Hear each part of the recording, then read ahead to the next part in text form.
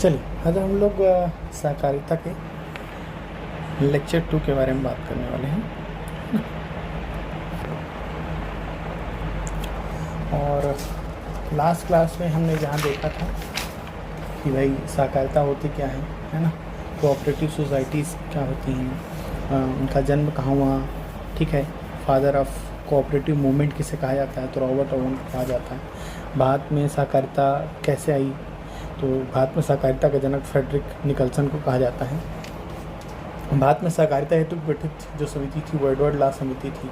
1904 में प्रथम सहकारी सोसाइटी अधिनियम आता है लॉर्ड कर्जन के समय।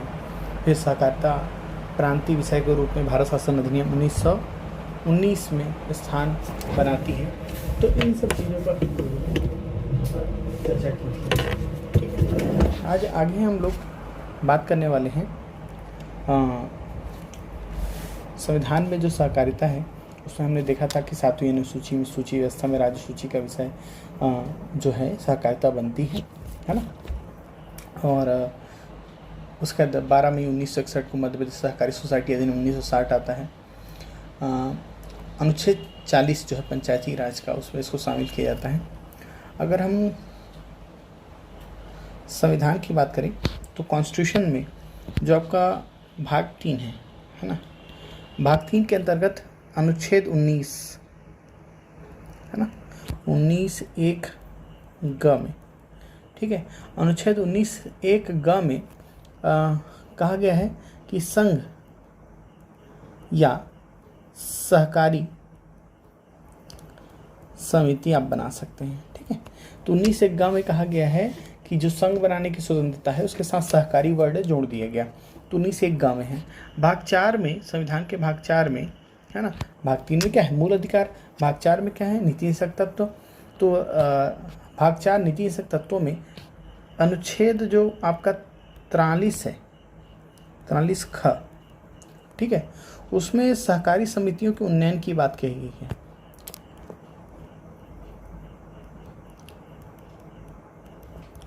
ठीक है, सहकारी समितियों के उन्नयन की बात यहाँ पर की गई है, ठीक है। इसके अलावा अगर हम चले जाएं भाग 9 ख में, यानी भाग 9 ख क्या है, सहकारी समिति संबंधित है भाग 9 ख, ठीक, सहकारी समिति से संबंधित 9 ख। उसका अनुच्छेद जो आपका 243 ZH से लेकर ZT तक, 243 ZH से लेकर ZT तक संवैधानिक प्रावधानों में वर्णन है। तो मौलिक अधिकारों में आपको देखने को मिलता है राज्य के नीति तत्व में। इसके अलावा भाग 9 ख जो है सहकारी समिति संबंधित है। इसमें आपको क्या देखने को मिलता है, सहकारी समितियों के बारे में देखने को मिलता है। अब देखो छत्तीसगढ़ में सहकारिता का जनक अगर पूछता है तो छत्तीसगढ़ में जनक कौन है, तो ठाकुर प्यारेलाल, ठीक है, ठाकुर प्यारेलाल को सहकारिता का जनक कहा जाता है छत्तीसगढ़ में, ठीक है। फिर अगर संगठन मंत्रालय और कुछ दिवसों की बात करें तो देखिए पृथक सहकारिता जो मंत्रालय है, ठीक है, उसका गठन जो है ये हुआ था आपका 2021 में, एनडीए की गवर्नमेंट के समय 2021 में अभी इसका गठन होता है पृथक सहकारिता मंत्रालय का, ठीक है। इसके मंत्री अभी वर्तमान में कौन है, अमित शाह जो हैं इसके मिनिस्टर हैं, करंट मिनिस्टर हैं।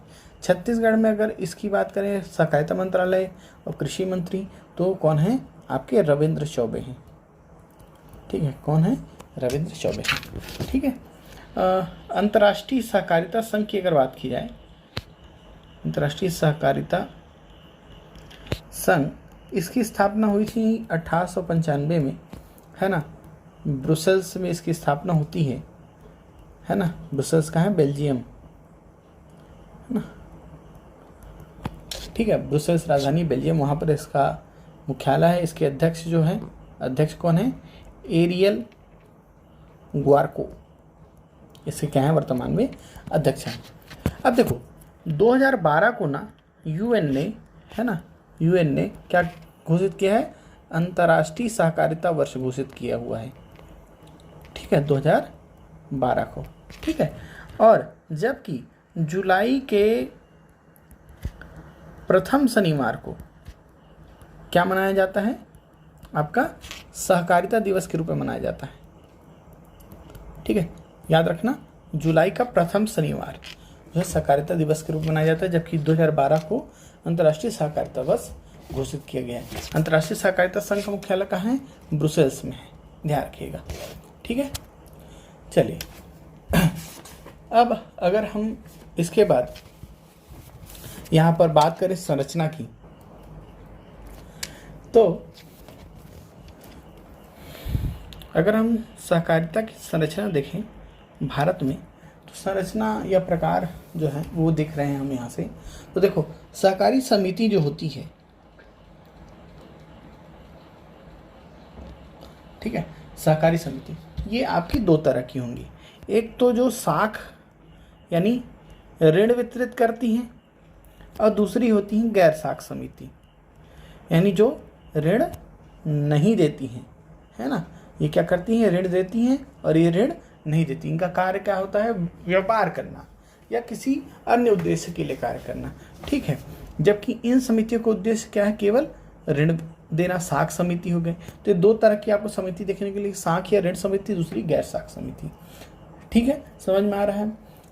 जैसे भूरमदेव शक्कर कारखाना है, ठीक है, आपने एक दुग्ध उद्योग, देवभोग दुग्ध उद्योग नाम की सहकारिता स्थापना कर ली, और कुछ भी नंदनी या कुछ भी आपने रख लिया, सहकारिता एक समिति की स्थापना कर ली, ठीक है। और वो आप क्या कर रहे हैं, व्यापार कर रहे हैं, आपका उद्देश्य क्या नहीं है, ऋण देना नहीं है। तो दो तरह की समितियां होती है, ध्यान रखिएगा, एक सहकारी साख समिति, दूसरी होती है गैर सहकारी साख समिति। अगर अब ये तो हो गया प्रकार, है ना, किसका, सहकारी समिति का। अब अगर हम संरचना की अगर बात करें, ठीक है, प्रकार और संरचना हम लोग देख रहे हैं, दो चीज़ें देख रहे हैं। अगर संरचना की अगर बात की जाए तो पूछा गया क्वेश्चन कि भाई सहकारी समितियों या सहकारी जो बैंकिंग है उसकी संरचना कैसी है, तो त्रिस्तरीय है, ठीक है, त्रिस्तरीय संरचना है, ठीक है, किसकी, सरकारी बैंकिंग की, ठीक है। कैसी त्रिस्तरीय है, तो देखो, एक चीज याद रखिएगा, सबसे ऊपर में है नाबार्ड। नाबार्ड के द्वारा ही इन जो अपेक्स बैंक्स होते हैं उनको लोन्स मिलते हैं। तो पहला जो त्रिस्तर का है, तो हम त्रिस्तर में इस तरह से स्टेप्स बना लेते हैं। ये देखिए, पहला जो स्तर है आपका, पहले पोडियम पर स्थित है आपका कौन, है ना, ये राज्य स्तर पर स्थित है कौन, आज आपका अपेक्स बैंक। कौन होता है, अपेक्स बैंक या शीर्ष बैंक जिसे कहते हैं, ठीक है, शीर्ष बैंक, हिंदी में क्या कहेंगे इसे, शीर्ष बैंक, ठीक है। ये शीर्ष बैंक को आप राज्य सहकारी बैंक के नाम से जानते हैं, राज्यों में राज्य जिला राज्य सहकारी बैंक, है ना, छत्तीसगढ़ राज्य सहकारी बैंक ऐसा कहते हैं ना, ठीक है। तो त्रिस्तर में सबसे शीर्ष स्तर पर है राज्य सहकारी बैंक। ये जो अधिनियमित होता है बैंक रेगुलेशन एक्ट जो है, बैंक रेगुलेशन एक्ट 1949 के द्वारा ये क्या होता है, अधिनियमित होता है, उसी के अनुसार ही काम करेगा। फिर दूसरा स्तर जो होता है वो होता है जिला स्तर पर, ठीक है। जिला स्तर पर कौन सा बैंक होगा, तो इसे कहते हैं हम केंद्रीय बैंक। क्या कहते हैं, केंद्रीय बैंक कहते हैं, ठीक है। इसको अन्य नाम क्या कहते हैं, जिला सहकारी,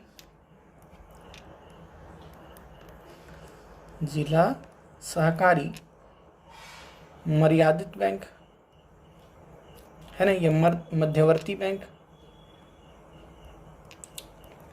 ठीक है, ये बीच वाला स्तर होगा।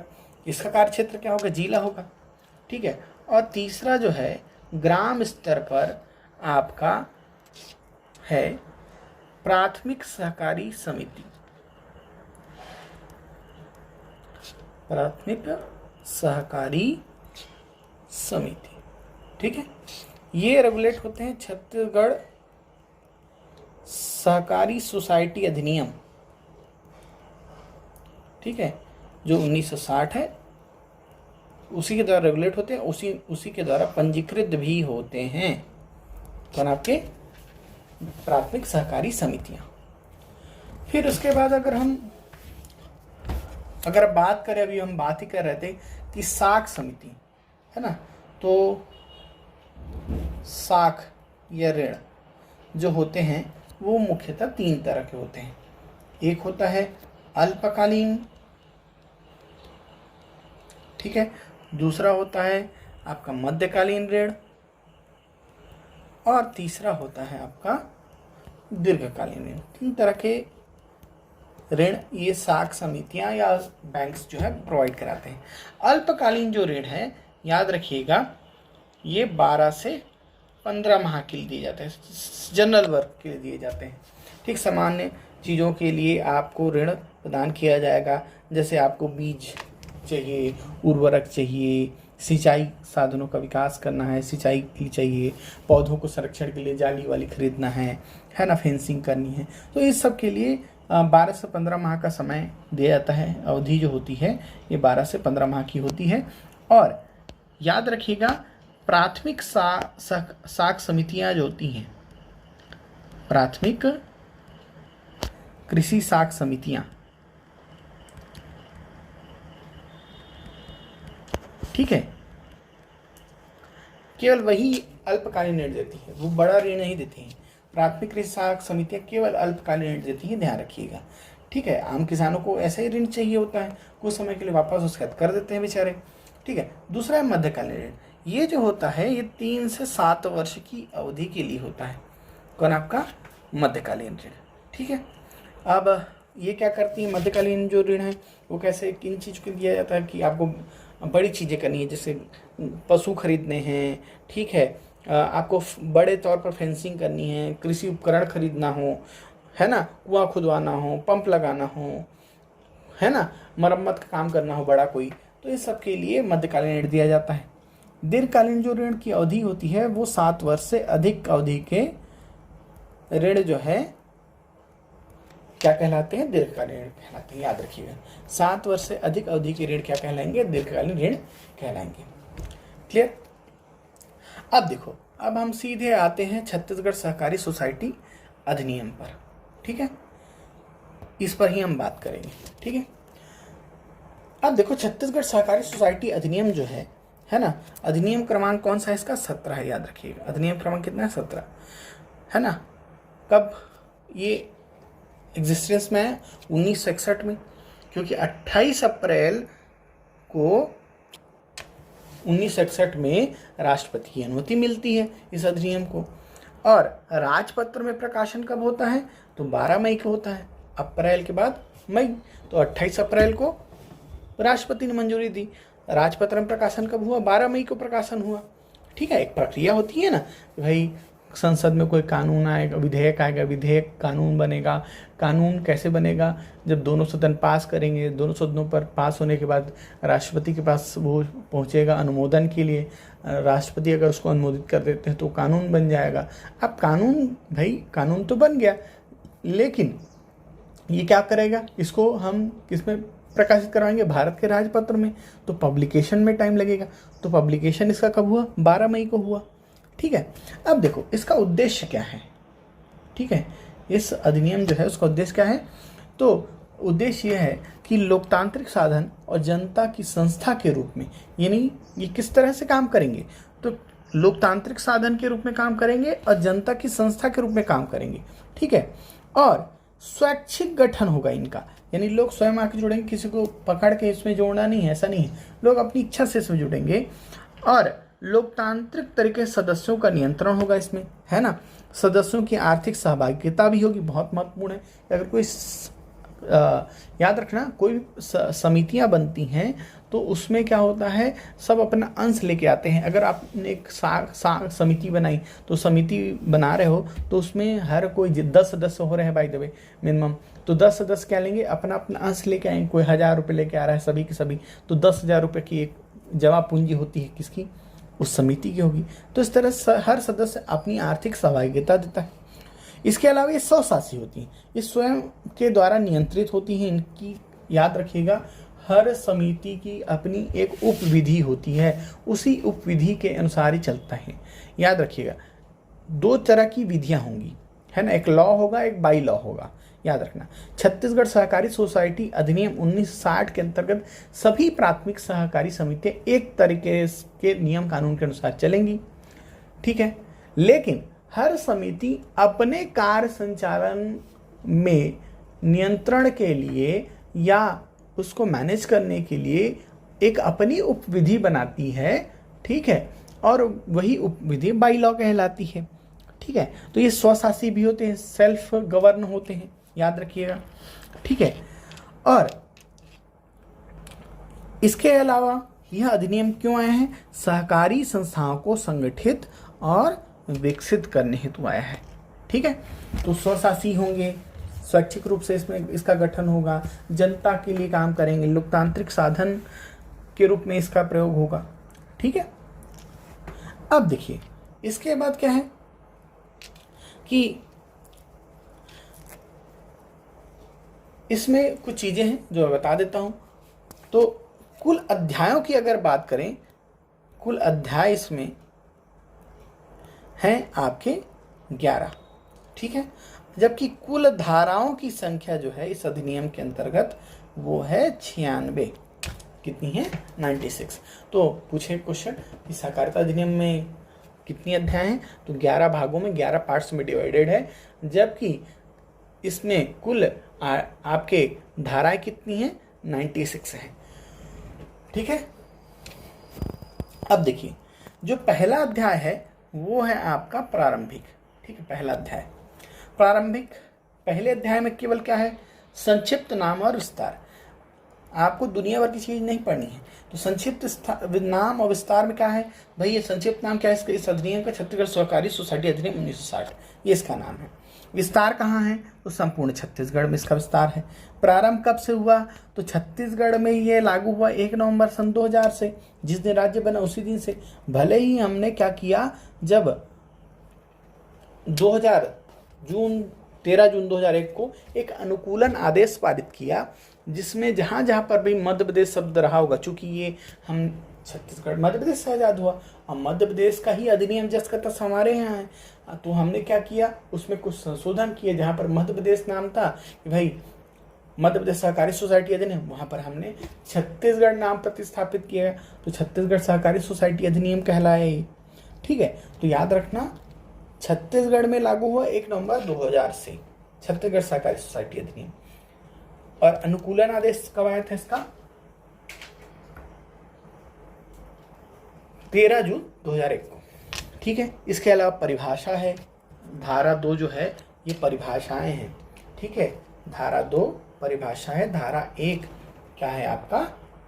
याद रखिएगा, धारा 1 में नाम विस्तार प्रारंभ है, धारा 2 में परिभाषाएं। परिभाषाओं को आप बहुत ज़्यादा डिटेल के साथ नहीं वर्क कर सकते, क्योंकि बहुत सारी चीज़ें हैं, हम इतना सारा चीज़ को अभी नहीं देख सकते, तो इसको छोड़ते हैं। जैसे जैसे चीज़ें आती जाएंगी हम वहाँ पर इसको पढ़ते जाएंगे। डायरेक्ट हम चलते हैं किस पर? आपके अध्याय 2 रजिस्ट्रीकरण पर, ठीक है। तो अध्याय 2 रजिस्ट्रीकरण, इसकी हम यहाँ पर बात करने वाले हैं, ठीक है। अब देखिए अध्याय 2 रजिस्ट्रीकरण,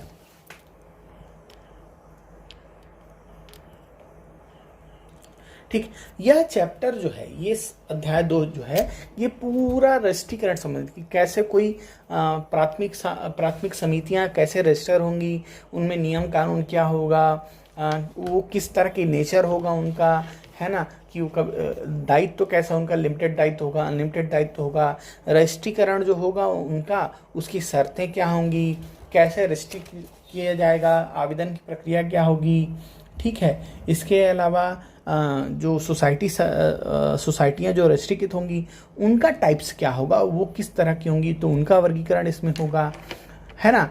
इसके अलावा जो रजिस्ट्रीकृत सोसाइटियाँ हैं, क्या वो अपनी उपविधियाँ बना सकती हैं, उन उपविधियों का संशोधन कैसे होगा, क्या अपना नाम तब्दील कर सकती हैं तो कैसे तब्दील होगा, ठीक है। अगर वो क्या करना चाहती हैं, अपने दायित्वों में तब्दीली करना चाहती है तो वो कैसे होगा, इन सब चीज़ों पर ये केंद्रित है अध्याय 2 राष्ट्रीयकरण। ठीक है, तो कुछ जो अभी अनुच्छेद है उसको हम देखते हैं। जैसे धारा 3 है, धारा 3 जो है वो है रजिस्ट्रार तथा अन्य अधिकारी। तो इसमें केवल आपको देखो दुनिया भर की चीज़ें नहीं पढ़नी है। अध्याय 2 राष्ट्रीयकरण है, इसमें क्या क्या मुख्य चीज़ें हैं। धारा 3 में क्या है, तो धारा 3 में जितने भी अधिकारी हैं उनके बारे में है। तो देखो ये कैसे है, इसका हायरार्की कैसा है, तो सबसे ऊपर में है राज्य सरकार। राज्य सरकार के नीचे में है ना, ये अपीलीय देख रहे हैं हम, है ना।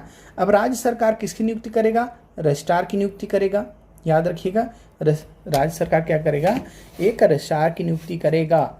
ठीक है, समझ में आ रहा है बात। किसी भी व्यक्ति को रजिस्ट्रार बनाएगा सोसाइटियों का, ठीक है, सरकारी सोसाइटियों का क्या बनाएगा, रजिस्ट्रार कराएगा।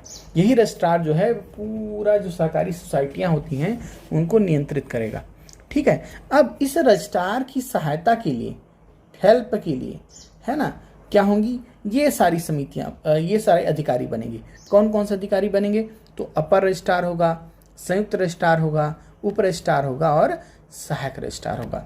इसमें याद रखना, इसमें ना केवल इतने लोगों को अपीलीय अधिकार है। किसको किसको, राज्य सरकार को और रजिस्ट्रार को, इनके पास ही अपीलीय अधिकार है ना। ठीक है, क्या है, अपीलीय अधिकार है।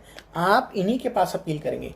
अगर आपके पास कोई दिक्कत है तो संयुक्त रजिस्ट्रार के पास जाओगे, संयुक्त रजिस्ट्रार सॉल्व नहीं कर पा रहा है तो अपर रजिस्ट्रार के पास जाओगे, अपर रजिस्ट्रार इसको सॉल्व नहीं कर पा रहा है तो आप किसके पास जाओगे, रजिस्ट्रार के पास जाओगे, और रजिस्ट्रार भी इसको सॉल्व नहीं कर रहा है तो आप राज्य सरकार के पास जाएंगे।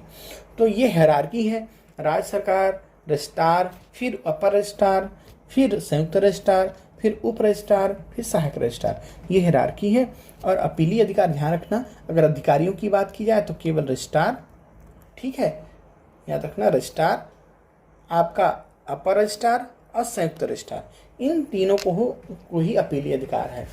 ठीक है, इन तीनों के पास ही अपील किया जा सकता है किसी भी समस्या के संबंध में। ठीक है, उसके बाद हम बात कर रहे हैं धारा 2 की। ठीक है, धारा जो 2 है ये किससे संबंधित है, ये जो शक्ति दी गई है इनको अधिकारियों को, वो शक्ति का क्षेत्र अधिकार और प्रयोग संबंधित है ना। इसमें बोला गया, अभी मैंने जो बोला वही इसमें लिखा गया है कि रजिस्ट्रार की सहायता करने के लिए नियुक्त किए गए अधिकारी इस अधिनियम द्वारा उसके अधीन रजिस्ट्रार को प्रदत्त की गई शक्तियों का तथा अधिनियम द्वारा उसके अधीन रजिस्ट्रार पर आधारोपित किए गए ऐसे कर्तव्यों का, जैसा कि राज्य सरकार विशेष या साधारण आदेश या निर्देश दे, प्रयोग तथा अनुपालन ऐसे क्षेत्रों के भीतर करेंगे जैसे कि राज्य सरकार निर्दिष्ट करे।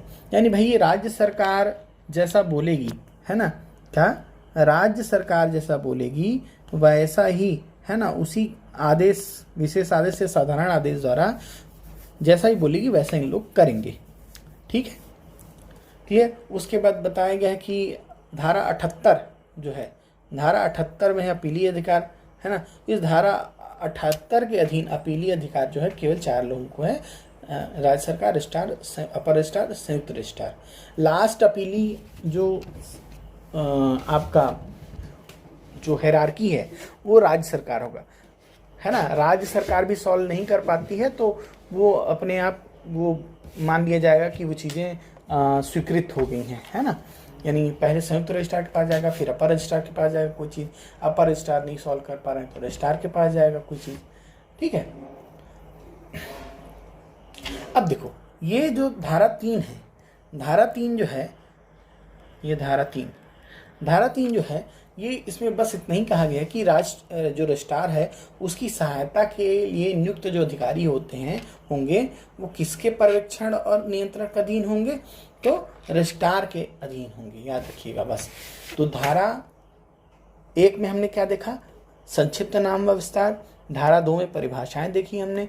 धारा 3 में रजिस्ट्रार व अन्य अधिकारी देखिए, राज्य सरकार हो चाहे उसके द्वारा नियुक्त रजिस्ट्रार हो, उसके द्वारा नियुक्त अपर रजिस्ट्रार, फिर संयुक्त रजिस्ट्रार हो, उप रजिस्ट्रार हो, सहायक रजिस्ट्रार हो, अन्य अधिकारी हो। ठीक है, ये धारा 3(1) में है। फिर 3(2) में है क्या कि क्षेत्राधिकार और अपीलीय अधिकार हमने देखा, ठीक है, क्षेत्राधिकार और अपीलीय अधिकार धारा 78 के तहत, ठीक है, शक्ति जो है राज्य सरकार देती है, याद रखना।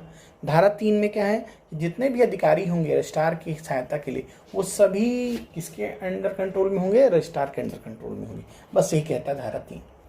धारा 4 क्या है, सोसाइटी जो रजिस्ट्रीकृत की जा सकेंगी। धारा 4 का संबंध जो है ये बताया गया कि कौन कौन सी सोसाइटी रजिस्ट्रीकृत की जा सकेंगी, है ना, ठीक है। तो सामान्य शब्दों में बताता हूं मैं, ऐसी सोसाइटी जिनका उद्देश्य सदस्यों को का आर्थिक हित या साधारण कल्याण हो, है ना, क्या करना हो, सदस्यों का आर्थिक हित करना हो, साधारण कल्याण करना हो, और सहकारी सिद्धांतों के अनुसार, है ना, जो सहकारी सिद्धांत होते हैं उनको प्रमोट करना हो, वो क्या कर सकेंगी, रजिस्ट्रीकृत की जा सकेंगी। यहाँ पर बोला गया है कि ऐसी सोसाइटियाँ, है ना, रजिस्ट्रीकृत की जाएंगी जिनका उद्देश्य अपने सदस्यों का आर्थिक हित, साधारण कल्याण हो, सहकारी सिद्धांतों के अनुसार संप्रवर्तित करना हो, यानी इनको प्रमोट करना हो, है ना, क्या करना हो, प्रमोट करना हो, ठीक है। इसके अलावा या ऐसी सोसाइटी जो किसी ऐसी सोसाइटी की संक्रियाओं को सुकर बनाने के उद्देश्य स्थापित की गई है, इस अधिनियम के अधिकृत रजिस्ट्री, यानी कहने का मतलब एक सोसाइटी जो पहले से बनी है उसके काम को और ईज करना है ना, उसको और सुचालन करना है, तो उसके ऊपर एक और सोसाइटी बना दी जाएगी। तो सोसाइटी के अंदर सोसाइटी, सीधी सी बात है। तो दूसरी सोसाइटी के कार्यों को सुलभ बनाने के लिए अगर कोई सोसाइटी स्थापित की जा रही है ना, ठीक है, तो इनको रजिस्ट्रीकृत किया जा सकेगा। 2 पॉइंट हैं यहाँ पर, ध्यान रखिएगा 2 पॉइंट। एक तो आपका उद्देश्य क्या हो, जितने भी सदस्य सहकारी समिति में शामिल होंगे, 10 सदस्य शामिल होते हैं, है ना, मिनिमम, उनको आर्थिक हित देना या समाज कल्याण हो, उद्देश्य आपका यानी साधारण कल्याण हो, या सांस्कृतिक कोई कार्यक्रम हो, आपका उद्देश्य सांस्कृतिक चीज़ें करनी हो, और क्या हो, जो सहकारिता के सिद्धांत हैं उनको क्या करना हो, प्रमोट करना हो, तो रजिस्ट्रीकृत की जा सकेंगे। किसी अन्य सहकारी समिति के कार्यों को सुलभ करना हो तो आपको रजिस्ट्रीकृत किया जा सकेगा। फिर है धारा 5। धारा 5 जो है परिसीमित और अपरिसीमित दायित्व सहित सोसाइटियों का रजिस्ट्रीकरण इसमें दिया गया। यानी कहने का मतलब देखो, सोसाइटी जो है ये इनका दायित्व जो होगा वो 2 तरह की दायित्व वाली सोसाइटी बनेंगी, एक लिमिटेड और दूसरा होगा अनलिमिटेड, ठीक है। लिमिटेड कहने का अर्थ यानी आपने देखो, सोसाइटियों में जब आप सदस्यता लेते हैं ना, 2 तरह की चीज़ होती है। एक तो सदस्यता शुल्क के द्वारा आपको अंदर लिया जाएगा सोसाइटी में, दूसरा आप क्या लेके आएंगे, शेयर लेके आएंगे। शेयर को क्या बोलते हैं, अंश पूंजी, ठीक है, क्या कहते हैं, अंश पूंजी, ठीक है। अब कॉमर्स वाले बच्चे तो अच्छे समझते होंगे, लेकिन नॉन कॉमर्स वालों को मैं बता देता हूँ। देखो, सोसाइटी बनने के लिए मिनिमम 10 लोग चाहिए, ठीक है। अब हम क्या कर रहे हैं, एक सोसाइटी बना रहे हैं। अब सोसाइटी बना रहे हैं तो इस सोसाइटी को बनाने के लिए 10 लोग कितना लेके आते हैं, 100 रुपये लेके आते हैं जी। अब 10 लोग 100 रुपये लेके आते हैं तो इस सोसाइटी की कुल जमा पूंजी कितनी हो जाएगी, 1000 हो जाएगी, है ना, ठीक है। अब इसका मतलब यह है कि इस 1000 रुपये जो कुल पूंजी है उसके शेयर धारक कितने हैं, 10 लोग हैं, है ना। प्रत्येक के पास कितना परसेंट है, तो यहाँ पर 10% शेयर है, ठीक है, समझ में आ रहा है। और उसका दायित्व कितना तक है, इस 100 रुपये तक है, ठीक है, जितना उसने उसमें लगाया है, ठीक है, समझ में आ रहा है बात। तो अगर कुछ भी दिक्कत होता है, कल डेट में नुकसान पे चली जाती है कौन, सोसाइटी, तो इसका दायित्व कितने तक होगा, इस 100 रुपये तक होगा, इस व्यक्ति का दायित्व, ठीक है, कितने तक होगा, 100 रुपये तक, समझ में आ रहा है बात। तो इसको बोलते हैं लिमिटेड। दूसरा होता है अनलिमिटेड, हिंदी में इसको लिमिटेड को बोलते हैं परिसीमित, है ना, क्या बोलते हैं, परिसीमित दायित्व वाली कंपनी समितियां। अपरिसीमित माने अनलिमिटेड, ठीक है। क्या होगा, अगर बाय द वे कंपनी कल डेट में नुकसान पे चली गई और उसको बंद करना है तो सोसाइटी के सदस्यों का दायित्व क्या होगा, असीमित रहेगा। यानी जितना पैसा बाय द वे एक उदाहरण के तौर पर कि उन सोसाइटी पर कर्जा हो गया 2,000 रुपये, तो पूरा 2,000 जो है 1,000 तो सोसाइटी देगी ही, 1,000 तो आप देंगे ही, लेकिन आपको 1,000 और देना पड़ेगा सभी लोगों को मिलकर। इसको बोलते हैं अनलिमिटेड। ठीक है, तो बोला भी गया है, ठीक है, यहाँ पर साफ साफ कहा गया है कि जो परिसीमित दायित्व वाली समितियाँ होंगी वहाँ धारित अंशों पर अदत्त रकम तक ही ये चीज़ें सीमित रहेंगी। वो एक उदाहरण के तौर पर दिया है कि भाई बाय द वे यहाँ पर 100 रुपये लगा के हर व्यक्ति आ रहा है, उसने केवल 50 रुपया ही जमा किया, 50 रुपये बाद में दूंगा बोला, और कंपनी डूब गई, तो अब वो कितना बचा पैसा देगा? 50 रुपये ही देगा। ठीक है, कितना देगा? 50 रुपये ही देगा। ठीक है, ऐसा नहीं है कि उससे पैसा ले लो पूरा, तुम कितना देगा? वो 50 रुपये, यानी उसका जितना दायित्व है उतना तक ही देगा, उससे ज़्यादा उसको नहीं देना पड़ेगा। ठीक है, दूसरी है अनलिमिटेड, जहाँ पर सरकार सोसाइटी के समापन की दशा में क्या होता है ना, पूरा भुगतान का जिम्मा किसका हो जाता है? सोसाइटी का हो जाता है। ठीक है, क्लियर? अब इसमें एक चीज है, इसमें एक चीज क्या है कि जो आपकी अनलिमिटेड या अनलिमिटेड दायित्व की सोसाइटी है ना, राष्ट्रीयकृत हो सकेंगी, परंतु राज्य सरकार द्वारा आदेशित ऐसी सोसाइटी जिसके सदस्य अन्य सोसाइटी है का दायित्व तो हमेशा परिसीमित होगा। ठीक है, तो याद रखना, क्वेश्चन अगर पूछा कि भाई सदस्य सोसाइटी वाली सोसाइटी का दायित्व कैसा होगा, तो परिसीमित दायित्व होगा। क्वेश्चन पूछा कि बताइए कोई ऐसी सोसाइटी है जो सदस्य सोसाइटी रहती है, तो क्या होगा? उसका दायित्व परिसीमित होगा अगर राज्य क्या करता है? आदेशित करता है। ठीक है, उसके बाद राष्ट्रीयकरण की शर्तें हैं, जिसको हम नेक्स्ट क्लास में पढ़ेंगे। धारा 6 से लेकर धारा हम 16 तक नेक्स्ट चैप्टर सेक्शन में बात करेंगे, है ना। ठीक है, अभी के लिए फिलहाल इतना ही।